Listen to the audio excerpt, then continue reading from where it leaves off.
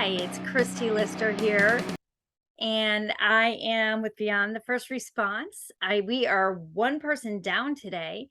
Robin Michael, my co-host, she is not with us today. We wanted to make sure we got this conversation started sooner than later. So I would like to introduce my guest, Mike Marotta, and he is with First Help as the training coordinator. Mike, how are you today? I'm doing well, Christy. Thank you for having me on the show. I appreciate it. You're welcome. I'm coming from actually my camper, so it's my partial weekend getaway. So you'll have to bear with different lighting and I mean at least there's a tree in the background today. But most importantly, this is how I decompress, which is really part of a conversation we're going to be having today. The effects of what's going on in San Antonio at the police department there. Mike, can you introduce us or introduce yourself to us and let us know how you're part of the San Antonio conversation we're about to have? Absolutely. My name is Michael Marotta. I am a employee of First Help. I'm the training coordinator, probably the newest member of the team, and I absolutely love it. But before that, I was a San Antonio police officer for about 16 years. And I'm also a veteran of the United States Air Force. So just want to throw that out there. Well, thank you for serving on both sides. And when you left the department, what were you doing for San Antonio? So my last 3 years at the San Antonio Police Department, I was assigned to the mental health unit. And about the last two and a half, I was developing a wellness and resiliency program. So I was the wellness officer.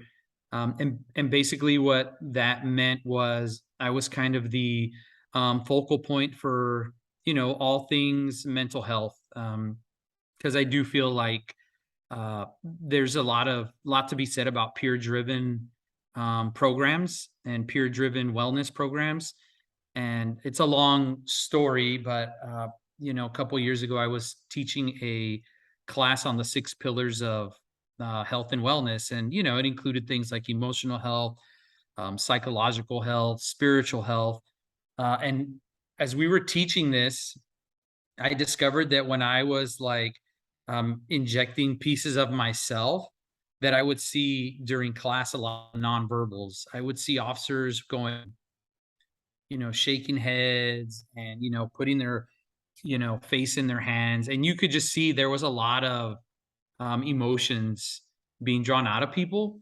And so they would wait after class and they'd talk, share and say, hey, I could relate to your story and all the things you went through. And so I think that's where it began. I identified the need. I said, okay, we got something here, because this wasn't like one or two people. This was every single week, 8, 9, in some cases 10 or more, that would literally wait around the classroom and wanted to say thank you. So you were Um, just teaching at that point, or were you still on the road? no, so I was doing both.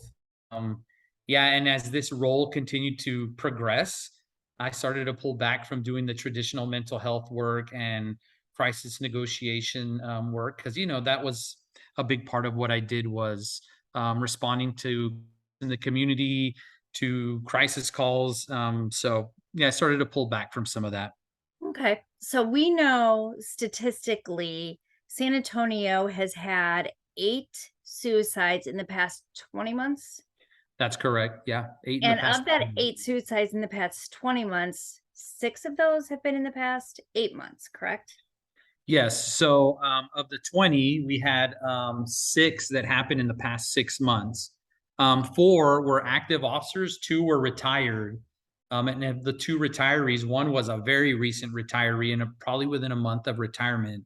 Yeah, took his own life. So, And I think that's something that we really need to note. Just because you are not a current police officer, you are still falling into this realm because often you leave the job, but the job doesn't leave you.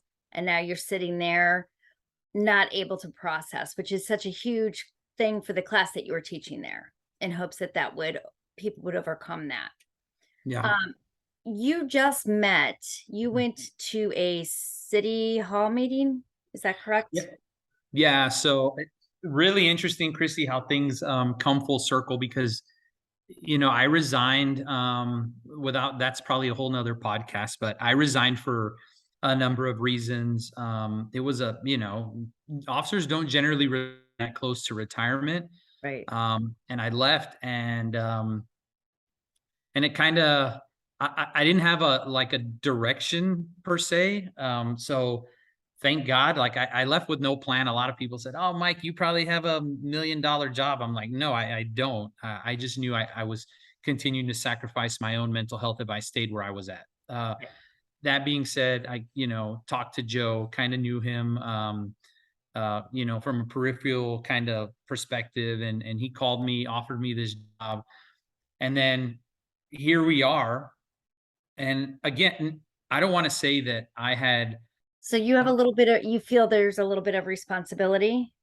yeah, I mean, there's for me a little bit of the guilt because these 6 suicides, I mean, these guys were my friends. They were people I knew, people I served with. So been a little bit of that guilt, but the department now, they're faced with a crisis that police departments don't want. What do we do?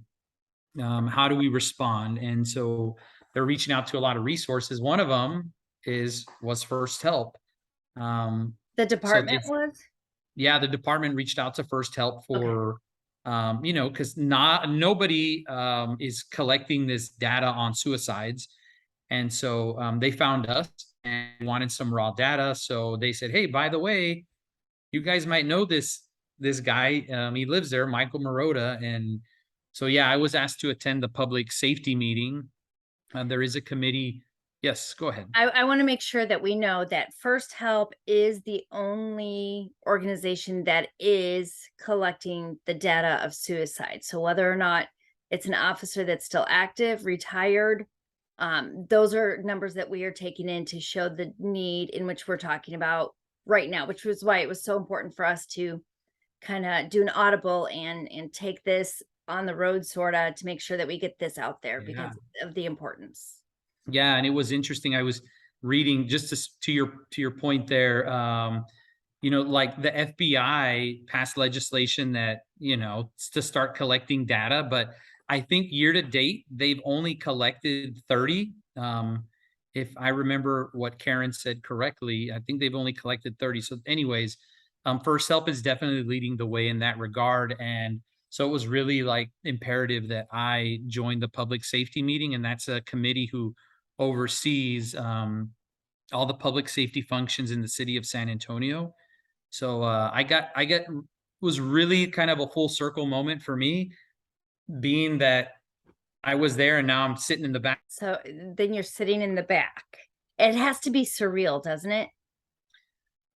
Um, And it had to feel awkward. yeah, it was interesting. Surreal is a really good word because here I was like 6 months ago. I was wearing that uniform and serving, and now here I am working for an organization whose literal the entire mission is to reduce mental health stigma and support families post suicide. And it was kind of a cool moment for me, to be back there.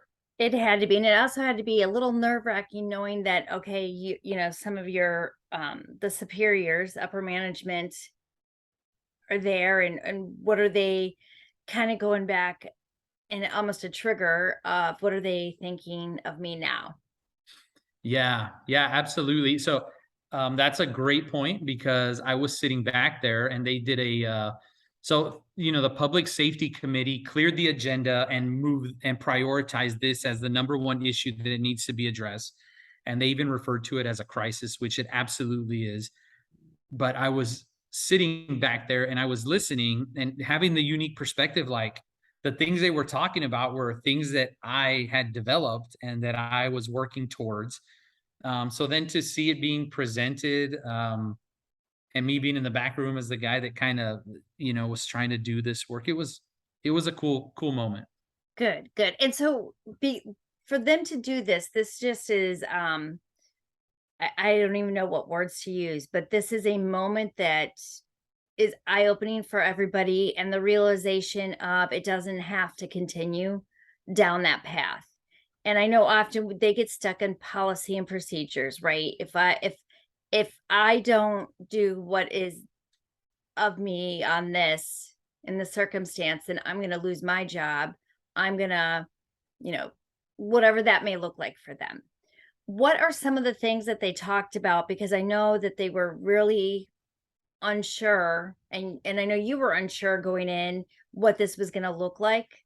And I know you did do an interview online or on TV, and there were some officers that talked, but are still afraid to say who they are. So how did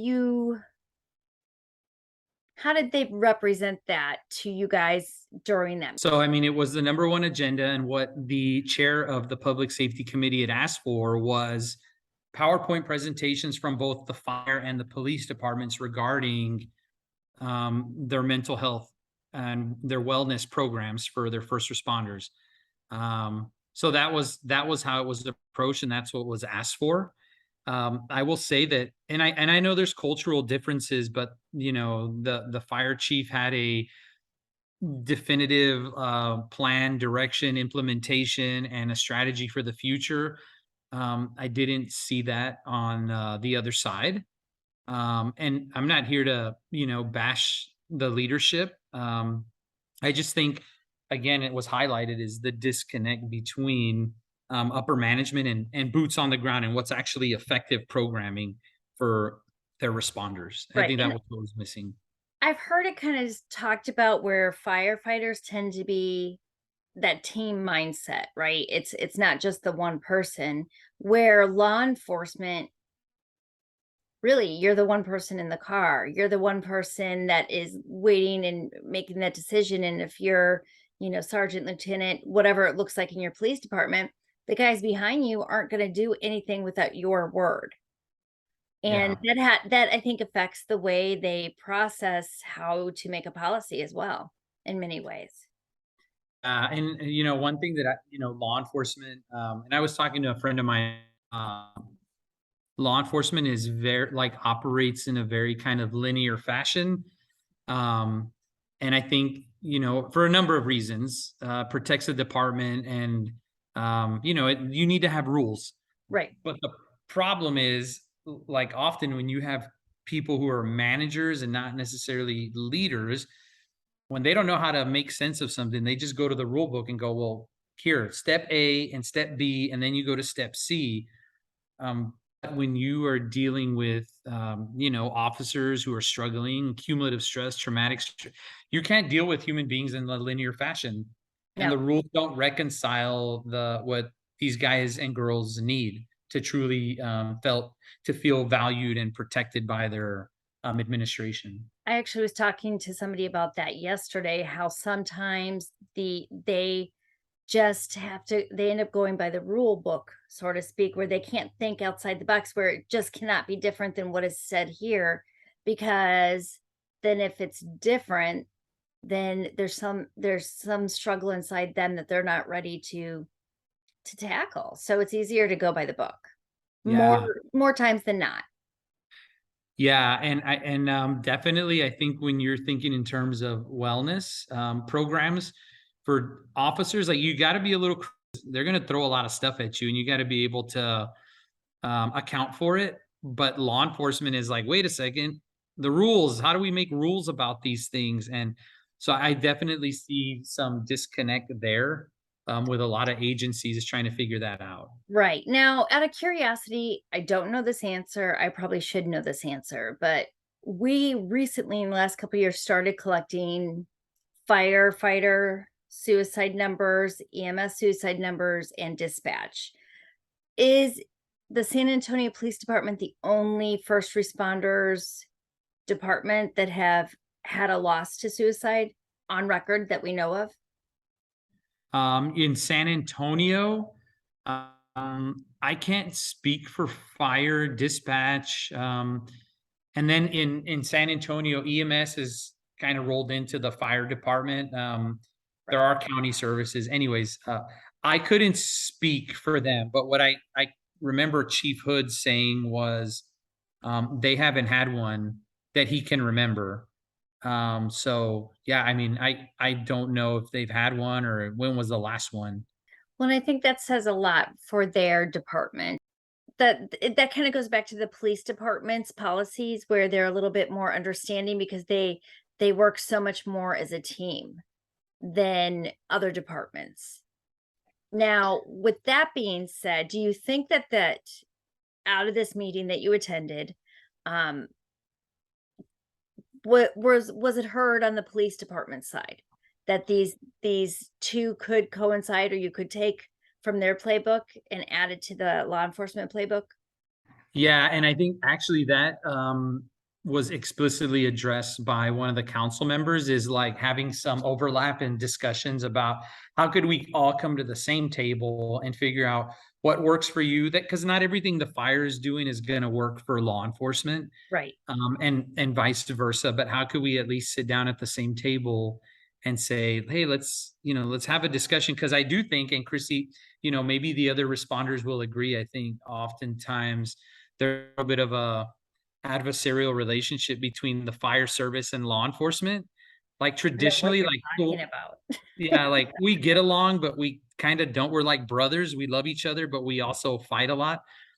So I think sometimes, they get siloed in their own thing, those talks.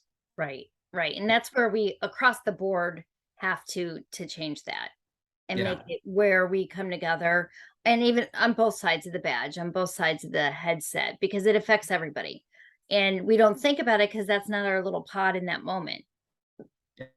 Now with what came about, from the meeting, obviously, there's probably still a lot to go over. Did they Are they requiring them to sit down and have a plan and meet back with this plan? Yeah, so that was one of the things actually that the chairwoman did discuss was like, okay, like we're not going to stop here. We need to continue to figure out how to dig in our heels on this and come up with lasting solutions because right now everybody's trying to figure it out. We're on the right side of bang if anybody who's familiar with the left of bang concept. And so right now everything is very reactionary, uncertain. But that was one of the requirements is like, hey, we're going to come sit back down and another discussion. They talked about having a wellness committee, and they asked me if possibly I could be involved in that process. So Good. I'm excited to see where it goes. Now, do they have or does San Antonio require debriefings after an incident like this, or is it a hey, we've got it, come on if you want to? Yeah, so, man. So before I left, because I think a staple of any like really good wellness program is going to be debriefings, critical incident stress debriefs. And I know, Christy, that there's people who have probably varying opinions on the effectiveness of debriefings. What I can say from personal experience, having done them, is they're incredibly effective and they offer a lot of opportunities to a normalize what's going on with you, but b also to be able to capture the person who says, you know what, this is a little more than I can handle, and I need some intervention. Right. So before I left, I was trying to develop a critical incident stress debriefing team, a team of specifically handpicked, specifically trained in this.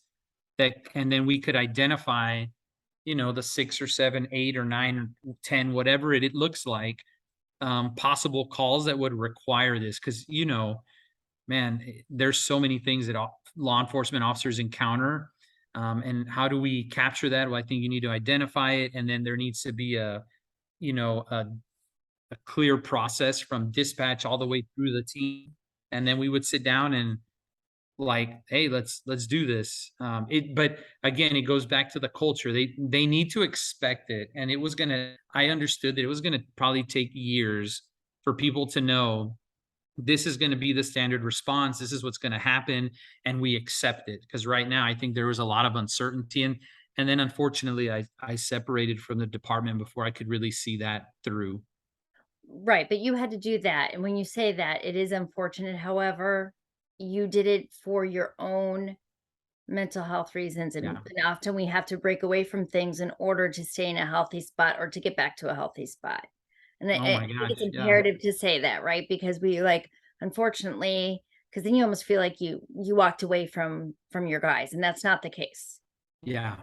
Yeah, there was a little bit of that for sure, but, I'm still super well connected to the department, and a lot of people still reach out to me. I still reach out to them. Life has gotten very busy for me with First Help, thank God, and all the wonderful things we're doing with the organization, but I'm still pretty connected. Good, good. And that's the important thing. And we want to make sure going forward that this kind of conversation keeps continuing on, right? What was the what was the best thing that you took from this meeting? The best thing that I took from this meeting is that change is coming. That it's rolling and it's time. It's get out of the way because it's going to happen. I think that's what I saw is like a lot of the barriers were removed, and I'm hoping that they can get under again. And I think Joe mentioned this the other day that Peter Drucker famously said, "Culture eats strategy for breakfast all day long." Because I think if you took a objective look at SAPD, you'd say, "Man, they got a lot of really like good pieces in place, but what they don't have is the culture in place." And so that was my biggest takeaway from this meeting is that we're gonna start to change the culture of the department, and it goes back to what First Help fights is stigma. Like we're gonna remove silence. Let's start talking. Right. And we know that, it needs to happen. This is kind of forcing their hand to happen, given the fact that this public safety meeting was thrown together, as an emergency meeting on the agenda. Um, did they react?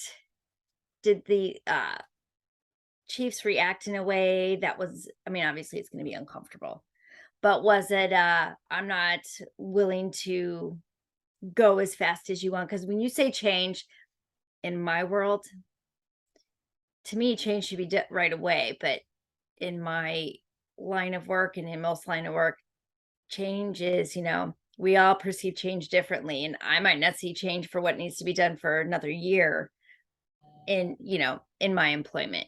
Do you think that it's going to happen? Subtle changes will happen sooner than later? Yeah, I don't think they have a choice, Christy. I think Okay. these changes are, yeah, they're like, we got to do this. It's got to happen now. So I think it's gonna happen. And the impression that I got, um, again, I don't want to bash leadership Right. because And this is not about yeah, bashing leadership. but This is about what we don't know, what we didn't know at the time. yeah, what I will say is like there was silence on questions that they should have known the answers to. There was some very telling silent moments of silence that I went, man, that you should have known that. And if you don't know it, then leverage the people that do within your organizations. And again, law enforcement tends to say, well, if you don't have bars, stars, or stripes, then we really don't have time to listen to you. But I think departments really need to look at who are my natural leaders within the organization, who is able to bridge that gap, who do I have that is creative thinking and has fresh perspective, but doesn't necessarily have stripes or stars and bars. How can I use them? Because I promise every agency has that person. Oh, They just gotta absolutely. find them. Do you think that they will be held accountable, the higher ups will be held accountable if they are not proactive and put things into place sooner than later? I don't have a good answer for that. What I will say is, I know when you get to particularly the chief of police. I mean, he works for the city manager, and his bosses are different than my bosses. I do think though that, you know, gosh, what is the word I'm looking for here? Is perception is everything. Yeah. And I think right now, the narrative, because of the number of suicides, the narrative is, you don't care about your guys. And I think, yeah, there probably could be some accountability, and I'll be honest, I think the chief is probably a little bit holding himself accountable right now, and I'm sure he wants to come up with solutions, but like a lot of agencies, they're like, well, now what? How do we do this? Right. How do we solve this? Because I was again talking to someone earlier that if there was 6 line of duty deaths in 6 months, what would the departments do? Well, they'd get the best ballistics, they'd get the best firearms. They'd say, man, we need to increase training and we need to buy shields. We need, armored vehicles on the road, whatever that looks like. They would be coming up with solutions. I think when it comes to their well-being of their officers, they're like, how do we address this?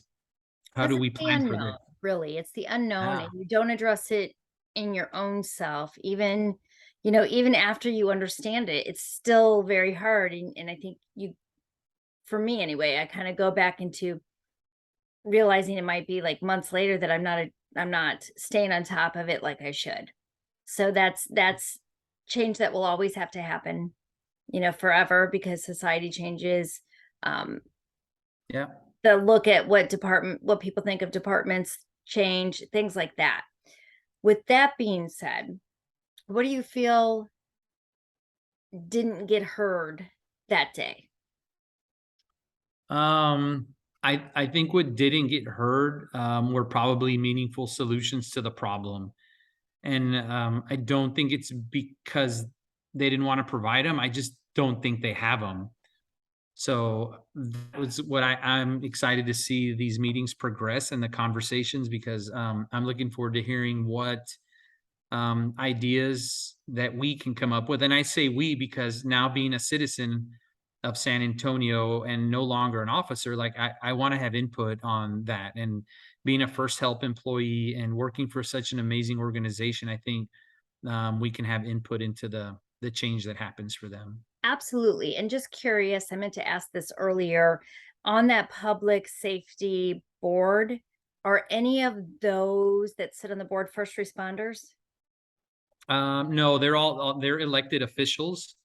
And so, and which is why they have these meetings. A big function of the public safety committee is to oversee and then have the conversation between, the representatives who represent the citizens and the public safety leadership. And that's exactly the purpose of it, is like, we don't understand what's going on, so tell us, and how can we help, and vice versa. Well, and I think that's a beautiful thing. That's why I really wanted to make sure we spoke of Mm. that, because when you're seeing it on the outside, but you're not seeing it on the inside, um, that pulls you into recognizing, oh wait, something is not right. So I'm grateful that they have chosen to do that and that they are working forward on implementing things. Yeah. And again, hopefully sooner than later. Yeah. I feel like that's an everyday thing, hopefully sooner than later. But there is Yeah. change, and I do see change because I was speaking to some of the chiefs when we were at a IACP that uh there are a lot very open to change, and mental wealth or health is something that they are really striving to get to and understand and pushing. And so that's a Yeah. good sign that that's coming around. Now, what that looks like for everybody, we need to work harder on figuring that out, right? Yeah. Different departments, different people, um, humans. So Yeah. I know we do want to have you back on when we have a lot more time to discuss things. Yeah. But we wanted to make sure this is a brief conversation. What can you give us 3 takeaways for officers, first responders, their families, that if they're in a moment of recognizing, which is often hard, that you don't really recognize that you're struggling. So this is kind of okay, now they've heard this conversation. Oh, that might be me. What are 3 things that you can give them to do now proactively so their families and the departments are not having to be reactive? So first, have the conversation. Like, seek out someone that you know, love, and trust. The second is to be able to have a plan in place and escort them to the help. And then the third thing that I think is really important, where a lot of people fall short, is like follow through. Like, okay, we got you here, we got you to this thing, and then I think a lot of people go care, and they need to continue to lean into, hey, how are you doing? Hey, somebody's HIPAA rights, but But um, it's a buddy you, check. yeah, I mean, that's all you really have to do. You don't have to say, "Hey, how's it going there? What did you tell them?" It's, "Hey, yeah, checking in. You doing okay?" yeah, And reminding them that you're there for them. I do buddy checks for people all the time. Um, yeah, absolutely. and because you don't hear from them, and then you forget to, life gets so crazy now that you forget. And just making those buddy checks, especially when you know that somebody is struggling, often that is enough to help them get through, to see that the Yeah, light's on the other side. absolutely. So, Yeah, with that being said, all of our listeners, all of our guests in the past, everybody just buddy check each other periodically. It doesn't have to be every day, but realize that we are there and that you are not alone and you can get through. You can sit in that darkness for a short time. And I say short because if you sit there too long, then you forget to see the other side where the light is. And you're never alone. Your families are there for you. You've got friends that are there for you, and the departments are coming around, starting to be there for you. absolutely. The old saying, Christy, it's okay to not be okay. It's not okay to stay that way.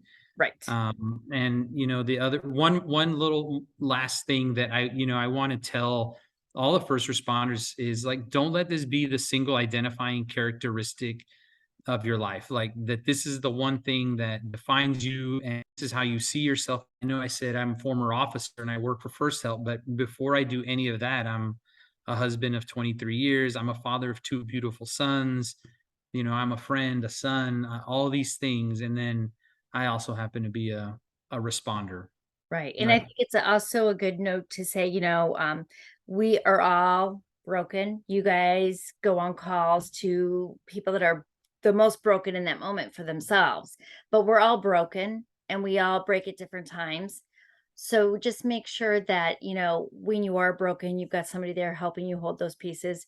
You don't have to hold them by yourself. You don't have to hold somebody else's by yourself, yeah, but you do need to work together and hold it, because nobody wants to have to tell their kids that, everybody's broken, but dad was broken.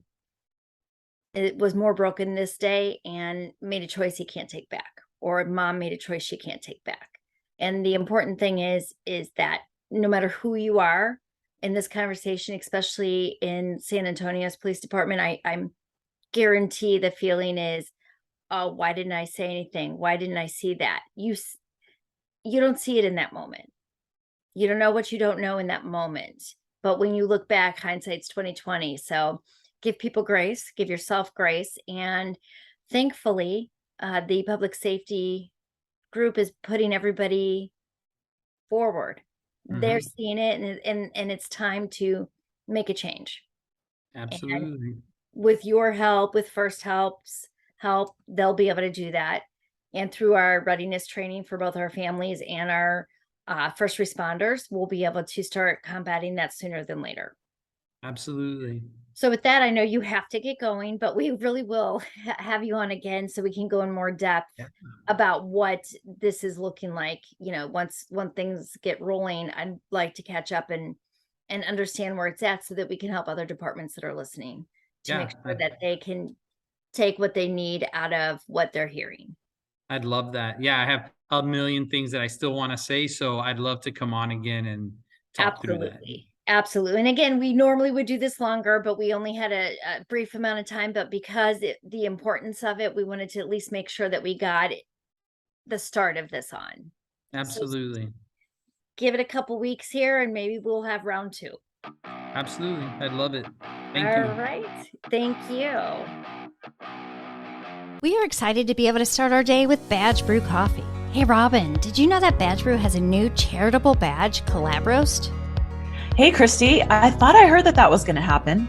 Yeah, it's called First Response Roast with a spicy, smooth, medium roast with flavor notes of spice cake and citrus undertone. Oh, that sounds amazing. And if that doesn't tempt our audience, a portion of the proceeds go to First H.E.L.P. Oh, and don't forget, they're first responder family owned. Whether you're on day shift, night shift, or the shift of raising your family, Badge Brew has your coffee ready and waiting. So let me ask you, what's your badge of honor? Find out by going to badgebrewcoffee.com and order yours.